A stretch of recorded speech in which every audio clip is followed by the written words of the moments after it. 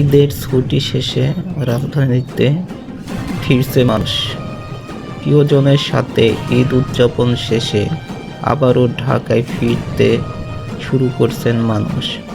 মঙ্গলবার অর্থাৎ 24শে মার্চ ভোরে সদরঘাট লঞ্চ টার্মিনালে ঢাকায় ফেরা মানুষের ভিড় দেখা যায়। মূলত দক্ষিণাঞ্চলের বিভিন্ন এলাকা থেকে আগের দিন সন্ধ্যায় ছেড়ে আসা লঞ্চ ভোরের দিকে সদরঘাট টার্মিনালে পৌঁছায়।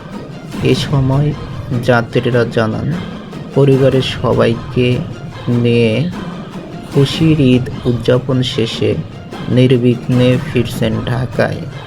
ছুটি শেষে আবার কর্মদিবস শুরু হওয়ায় অনেকেই আজই অফিসে যোগ দেবেন।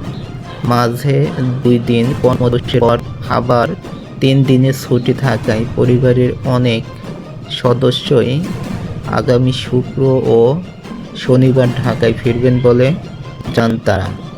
উল্লেখ্য, গত 21শে মার্চ অর্থাৎ শনিবার সারা দেশে যথাযথ ধর্মীয় ভাবগাম্ভীর্যের মধ্য দিয়ে উদযাপিত হয় মুসলিম উম্মার অন্যতম বড় উৎসব ঈদুল ফিতর।